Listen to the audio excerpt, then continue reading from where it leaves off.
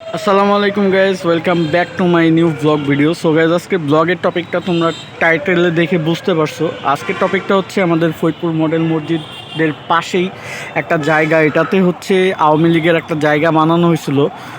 আর এটা তোমরা জানো, যখন আন্দোলন হয়েছে তখন এই জায়গাটা ভাঙচুর করা হয়েছিল আর কি। সবাই সবার ক্ষোভ মিটাইছে, কারণ এই জিনিসটা ঠিক না মসজিদের পাশে এইভাবে ছবি দিয়ে।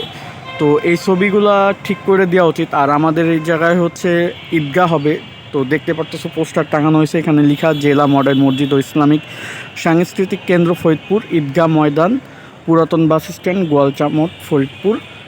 তো এখানে হচ্ছে ঈদগাহ হয়ে যাবে ইনশাল্লাহ, বাট এটা কবে হবে জানি না। তো ঈদগাহ হোক, এটা তো খুবই ভালো একটা বিষয়, যেহেতু আমাদের মডেল মসজিদের পাশেই হইতেছে মডেল মসজিদের ঈদগাহ।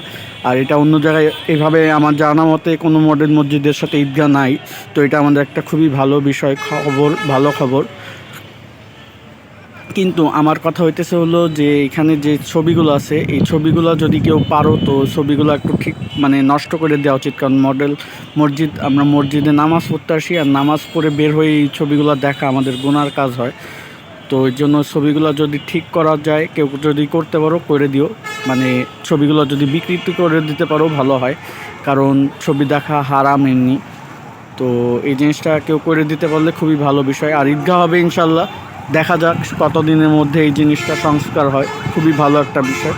তো এই ছিল আজকে আমার টপিক, আশা করি তোমাদের ভালো লাগছে। যদি ভালো লেগে থাকে একটা লাইক দিয়ে দিও, আর চ্যানেলে যদি নতুন হয়ে থাকো অবশ্যই সাবস্ক্রাইব করে নিও। আর আবারও অনুরোধ করব তোমাদের, যদি কেউ পারো ছবিগুলা নষ্ট করে দিতে তাহলে প্লিজ করে দিও। তো এটাই ছিল আজকের আমার ভিডিও।